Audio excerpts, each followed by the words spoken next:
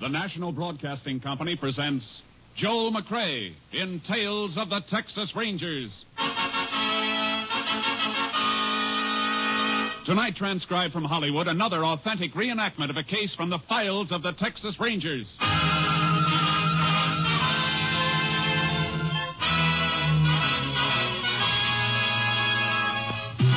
Tales of the Texas Rangers, starring Joel McCrea as Ranger Jace Pearson.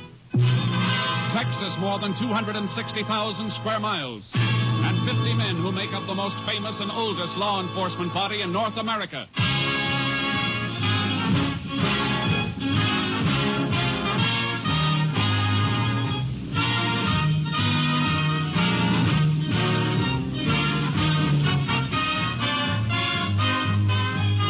Now, from the files of the Texas Rangers come these stories based on fact. Only names, dates, and places are fictitious for obvious reasons. The events themselves are a matter of record.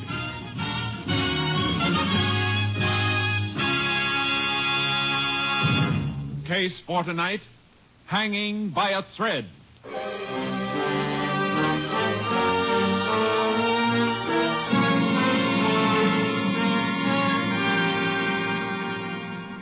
At 9:15 on the morning of May 5th, 1947, the telephone rang in the sheriff's office in the little town of Finney, Texas.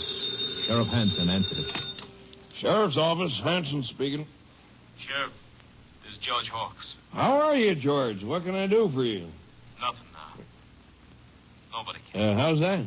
I just called to tell you I'm going to kill myself. What did you say? You heard me. It'll take you 20 minutes to get out to my place. By that time, I'll be dead. Now, wait a minute, George. What? Hello? George! Operator! Yes, sir? Oh, this is the sheriff. That caller just came in here. Where was it from? One moment, Sheriff. If this is someone's idea of a practical joke... Hello, Sheriff. Yes? That call was placed from 317 out on Gum Creek Road, the residence of Mr. George Hawks.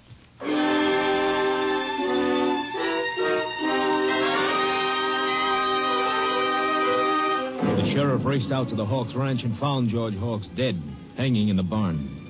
Then he made another discovery which prompted him to put in a call to the Texas Rangers. Ranger Jace Pearson was assigned to the case and drove to the Hawks Ranch to meet Sheriff Hansen.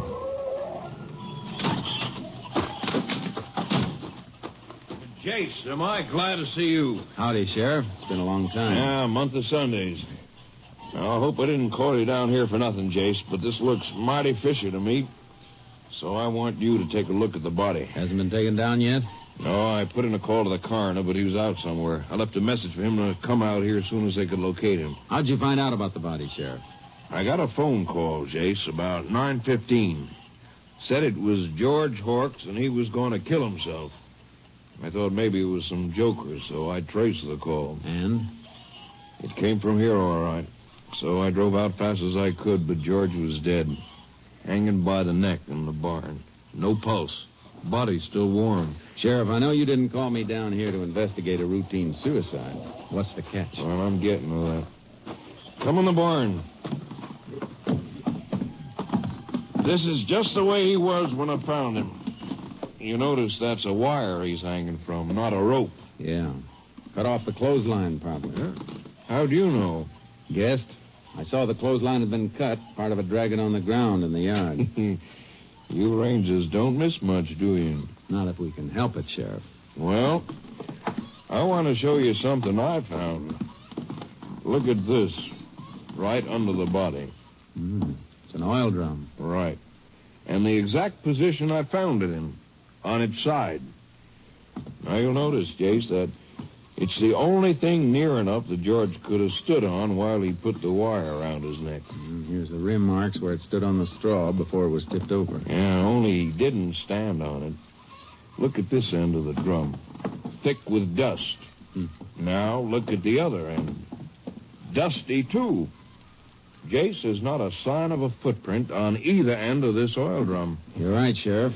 He couldn't have climbed up in the loft and jumped, or that wire would have taken his head off. Yeah, that's what I figured, and that's why I called you. What about fingerprints? No, couldn't find any, just a few smears. What does it spell to you, Jace? Just one word, and an unpleasant one. Murder.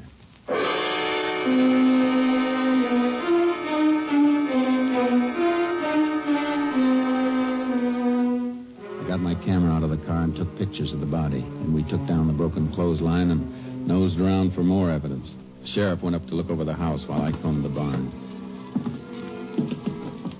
How'd you make out up at the house, Sheriff? Nothing, Jace. Absolutely nothing. No note from George. Everything tidy. No sign of a struggle. Funny nobody's around. Who would be ordinarily? His wife, Millie. One of the hands. He had 2 men working for him last I heard. How you coming, Jace? I found a couple of things, but not the thing I want. What's that? The tool that was used to cut the wire he's hanging on. All I found in the barn here was this pair of rusty pliers. Well, couldn't they have been used to cut it? No, Sheriff, they wouldn't cut butter. Mm-hmm. Besides, the cut's too clean. How about footprints?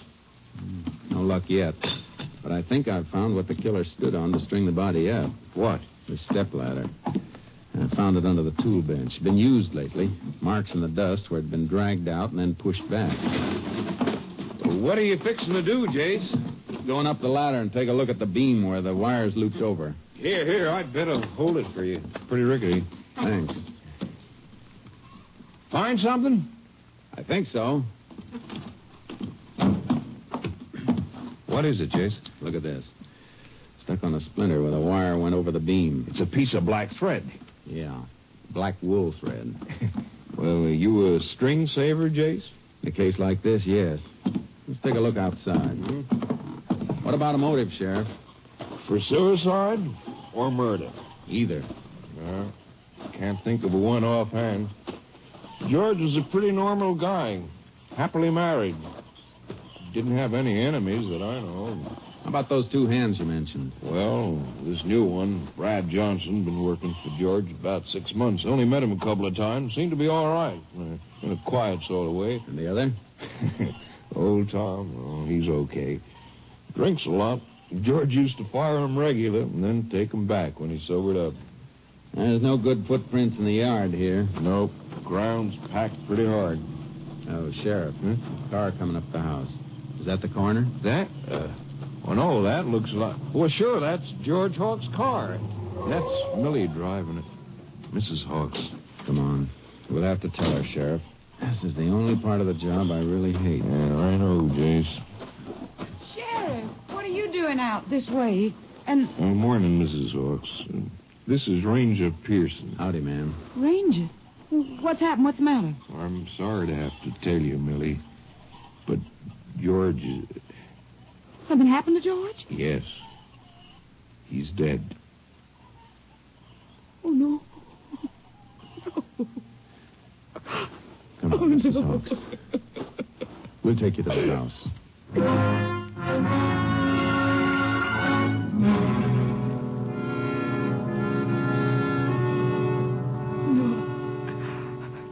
I can't believe he'd do it. Mrs. Hawks, when did you last see your husband?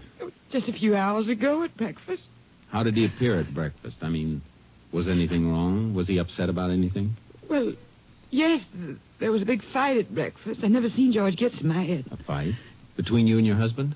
Well, all 4 of us went on it. Old Tom and Brad was there, too. They're the hired hands. How did it start? I cooked breakfast for the 4 of us, like I always do. Old Tom was late, so we started to eat. When we were about through, old Tom came staggering in. He was half drunk. Again, Yes, Sheriff, again. Then he and George had this big row, and George fired him for being drunk. Go on. Old Tom was fighting mad. He gets mean when he's been drinking. Started making all kinds of wild accusations. What kind of accusations, Mrs. Hawks? Lies, Ranger. All of them lies. He said he wouldn't have been drunk if Brad hadn't bought liquor for him. Brad? Well, that's what he claimed. Said Brad got him drunk on purpose, so he... Oh, it was awful. So he could what? Well, it's a lie, Ranger. What did he say, Mrs. Hawks? Well, old Tom said to Brad, I wouldn't be drunk if you didn't buy me the stuff. You're always trying to get me out of the way, so I won't see you... So I won't see you playing up to the boss's wife. Then what happened? Well, Tom left, and my husband started swearing and threatening Brad, accusing him of what Tom said. Brad said it was a lie, and then George threw some money in his face and told him to get off the place, that he was fired, too. What did Brad do? I thought for a minute he was going to hit George, but he didn't. He went outside, and a few minutes later I heard his car start, and he drove away. By this time, George was in a terrible rage. He even threatened to kill me. So I grabbed the car keys and ran. Did he ask you where you were going? Yes, he did, Ranger. And I told him I was going in town to see Mr. Harris, the lawyer, see about getting a divorce. What time did you leave? About 8:30. Ranger, you said you found him hanging in the barn. Well, if it was suicide, why are you asking me all these questions? Because I don't think it was suicide, Mrs. Hawks. I think it was murder.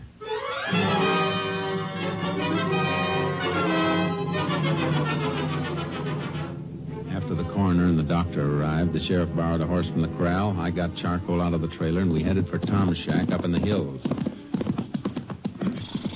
There it is, Jace. Just around those rocks. That Tom's horse, Sheriff? Grazing out back? Yep. He's around someplace. Up, charcoal. Yep. I just can't see old Tom as a killer, Jace. He ain't the type. Huntsville's full of them, Sheriff. Killers who aren't the type. Oh, charcoal. Oh, boy. Yeah. Let's try the front door. Okay. All right, Tom. Open up. He's not here, Jace.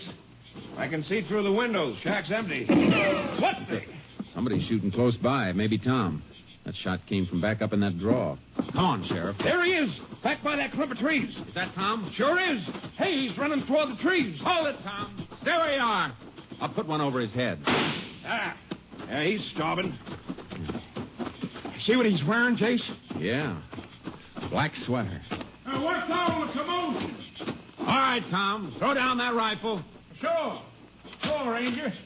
But, what for? Why didn't you stop when I told you to? Well, to tell the truth, Ranger, I didn't hear you. I'm kind of deaf. I heard you shot, though. Yeah, that's right, Jace. He's hard of hearing. What's that, Sheriff? Oh, never mind. Why'd you shoot at us, Tom? Shoot at you? Why, I never did no such thing.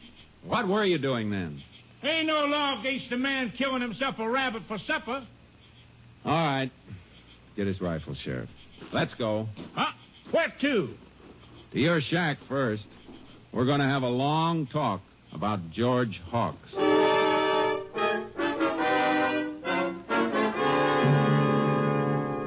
I'll tell you, Ranger, I didn't know George was dead until you told me a minute ago.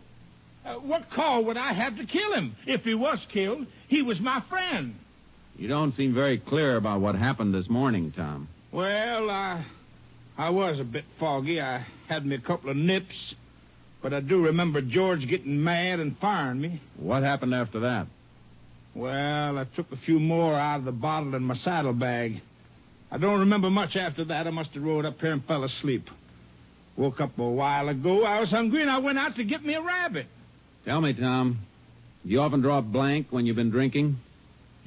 Do I what, Ranger?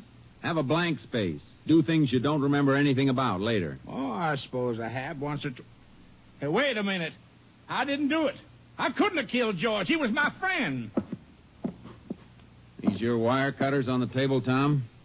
Oh, yeah, they are. I'll take them. And I think you'd better come along to town with us.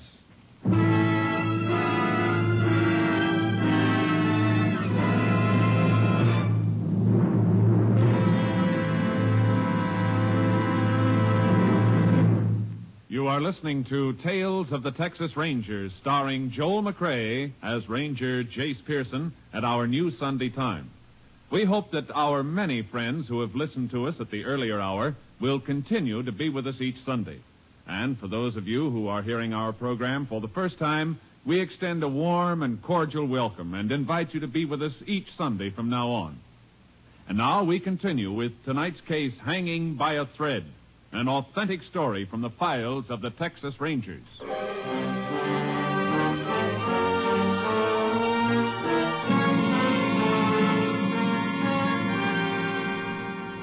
The finger was pointing straight at Tom.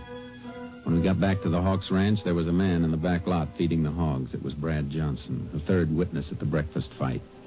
While the sheriff took Tom into town, I got Brad's version of what happened. And then he threw the money in my face, Ranger. $30. Told me I was fired. I wanted to hit him, but I didn't. Then what, Brad? Then I got my duffel bag, threw it in my car, and drove off. Where'd you go? To Finney. Drove around town for a few minutes and Then I went to the White Spot Cafe and had a cup of coffee. What time was this? When I was in the cafe? Oh, about 9:30, I guess. Why'd you come back here? Well, somebody in town said that George had killed himself and that the coroner was on his way out here. So? Well, I figured if it was true, there wouldn't be anybody to do the chores. We fired old Tom, too. And Mrs. Hawks always treated me so friendly. Well, so I come out to do what I could. Yeah, very nice of you. Tell me, Brad, is there anything between you and Mrs. Hawks? No, sir. That's a lie, Ranger. Never even spoke to each other except at meal times or say good morning. What are you planning to do now? Well, I don't know. Have Mrs. Hawks till she can get somebody, I reckon. I see. Well, I gotta be moseying along. Oh, don't leave town without letting me know. Oh, I won't, Ranger. I'll be around.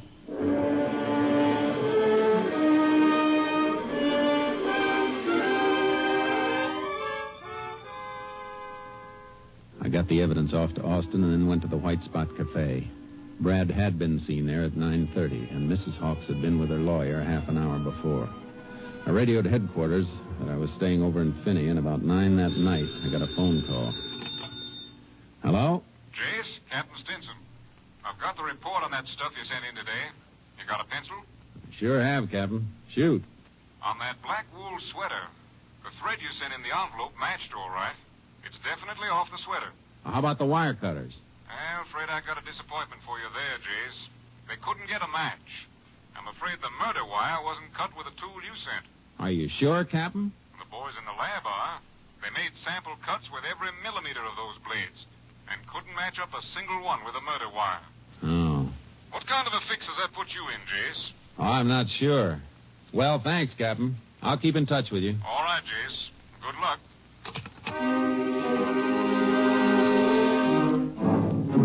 I was going to need more than luck. Things were really getting tangled up. It was about 4 a.m. when I finally dozed off trying to dope it out.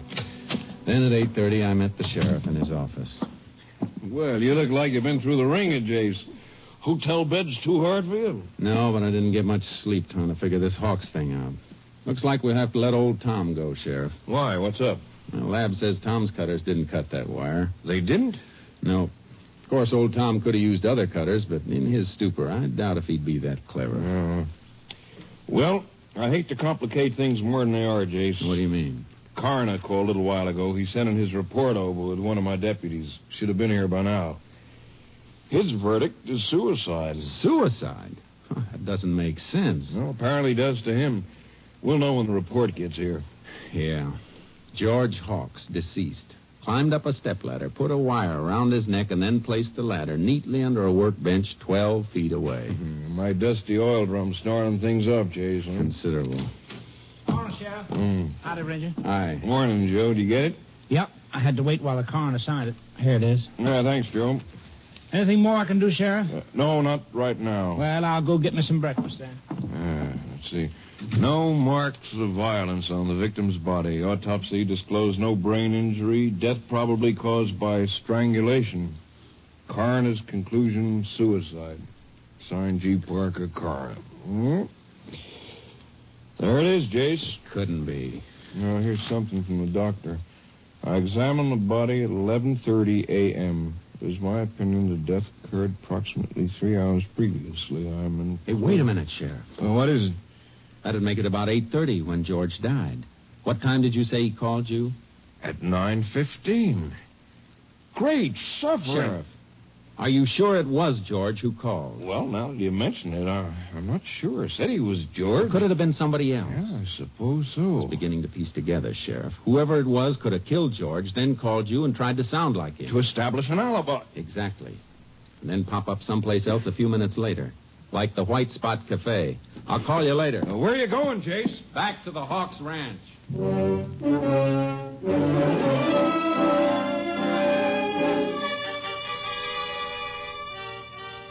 When I pulled up to the ranch, Brad Johnson was running water into the big trough near the barn. Well, hi, Ranger. What brings you out this way? I want to talk to Mrs. Hawks. We're releasing Tom. Coroner's report came in a few minutes ago. Suicide. Is she around? Why, sure, she's up the house. Okay. Oh, I just happened to think. Charcoal, my horse here in the trailer, hasn't had a square meal since I left headquarters yesterday. Is there some hay around that I could give him? Why, sure, Ranger. Some fresh bale just inside the barn there, help yourself. Thanks. I'll be glad to pay for it. No, forget it. I'm sure Mrs. Hawks wouldn't mind. Oh, have you got something to open one with? Why, sure. Here. Here's my cutters.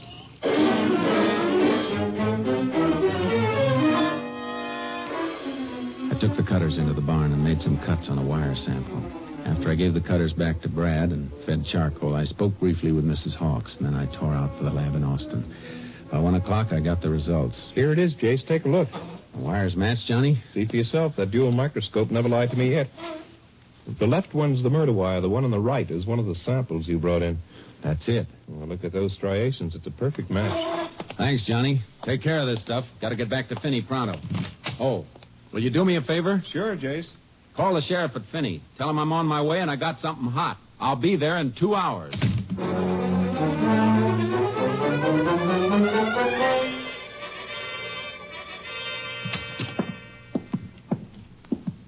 Well, Jace, you sure made good time. What'd you find out? We got positive proof the murder wire was cut with Brad Johnson's cutters. Brad's? You going to pick him up? Not right yet, Sheriff. Why not? We only know that Brad's cutters were used. We don't know he used them. We got to be sure. What are your plans, Jace? I've been thinking. Those stories that Mrs. Hawks and Brad told me, they were alike, all right. Too much alike. What do you mean? A couple of times they used the exact phrases. Mm-hmm. What about Tom and the black thread? We'll keep an eye on him, but I think he's clean. He could have caught his sleeve on that beam doing anything, pitching hay, anything. Yeah, he could have. Well, what do we do now? We got to catch him alone, Brad and Mrs. Hawks. When they don't know anybody's around, we got to hear what they say to each other. Maybe after the funeral. It's this afternoon, 4 o'clock. You know where it's being held, Sheriff? Sure, out of the ranch. Be a graveside ceremony. Where's the cemetery? Clear over on the other side of town from the Hawks' place. Yeah, it'll take them a while to get over there and back. Sheriff, while they're at the cemetery, you and I are going to the ranch and fix up a little surprise.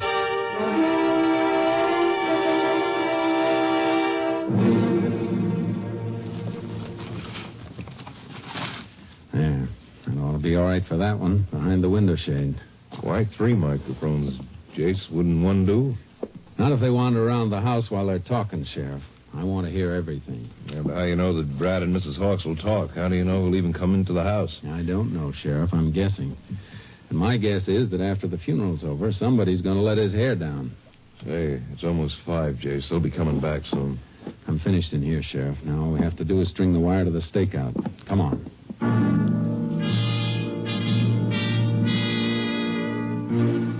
We'd hidden my car in a lane down the road and set up our equipment in a clump of trees close to the house. 3 neighbors' cars drove up, then Brad's. We watched him as he fed the stock. About sundown, the last of the guests left the house.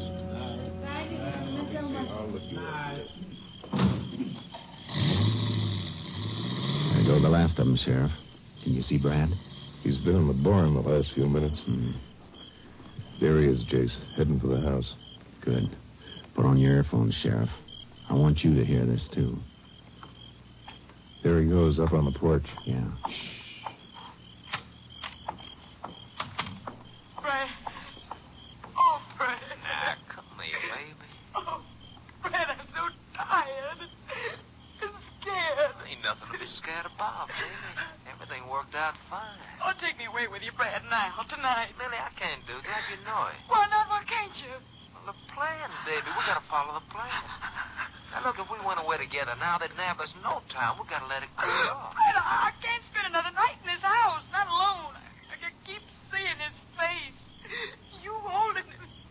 That look of his when I put the pillow over his face, I can't stand it. I can't stand it. You to shut up. Look, I put a lot of hard work on us. Our alibi's got him clear off the trail, and I'm not gonna let him get back on, you hear? All right, Sheriff. I've heard enough. Let's take them. You cover the back, Sheriff. I'll take the front. Okay, Jace.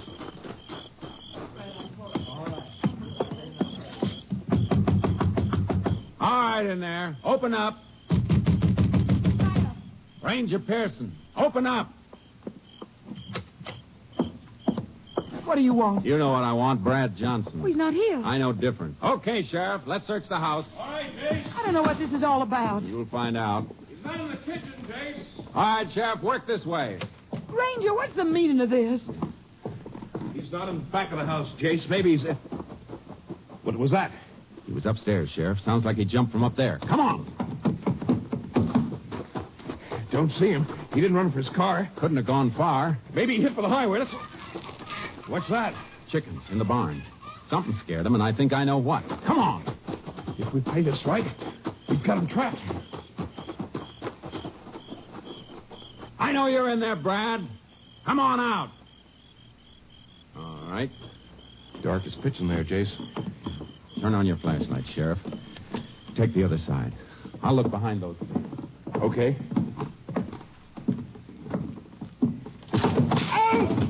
What is it, Sheriff? Pitchfork. Threw it from the loft. Hit me. You hurt bad? Don't think so. My shoulder. Here, give me your flashlight, Sheriff. All right, Brad. I'm coming up. No, don't come up. I'm coming down. Come on where we can see you then. With your hands up. Jace, he's jumping.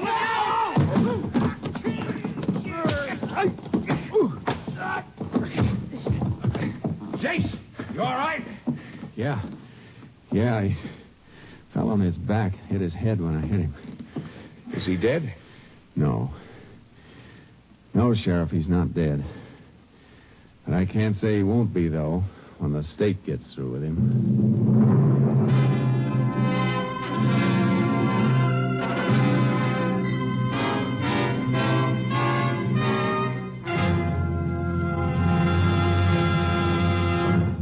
After Mildred Hawks turned state's witness, Brad Johnson confessed to the murder of his employer. For her part in the crime, Mildred Hawks received a sentence of 50 years in a women's prison at Huntsville. Johnson's sentence, death in the electric chair.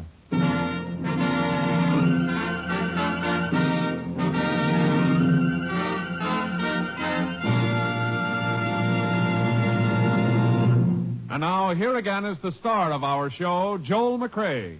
While most of the mail that comes to us here at Tales of the Texas Rangers is written by grown-ups, the youngsters have their questions, too. Tonight, I'd like to read you a postcard from a boy in Newark, New Jersey. It says, Dear Mr. McCrea, I am 9 years old. Me and my friend Tony was talking about being Texas Rangers when we grow up. How do you go about getting that job? Your friend, Tommy Cook. Well, Tommy, a lot of people have asked us that same question recently, and I guess maybe it's high time for us to tell them. First, a ranger has to serve at least 10 years as an outstanding police officer. Then he may compete with others for the job. If he's selected, he works under the wing of a ranger captain for at least 6 months, and then he's put out in the field with other seasoned rangers for a year and a half. By this time, he is, or he isn't, a true Texas Ranger. And Tommy, your card's being sent to Colonel Homer Garrison, Jr., Chief of the Texas Rangers. Good luck. Good night. Next week, Joel McCrea in another authentic reenactment of a case from the files of the Texas Rangers.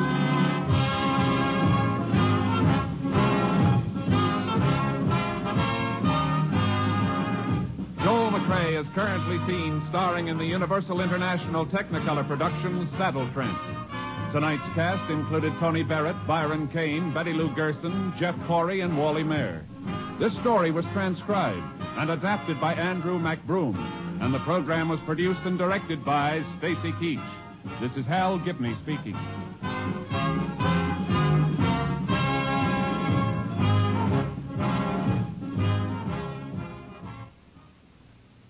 Three chimes mean good times on NBC. Tuesday nights are bright with comedy on NBC. Start off the evening with Baby Snooks. Hear Fibber McGee and Molly of 79 Wistful Vista listen as Art Linkletter proves that people are funny and laugh with Bob Hope and his gang. It's truly fine entertainment every Tuesday night. So be sure to listen for Baby Snooks, Fibber McGee and Molly, People Are Funny, and Bob Hope.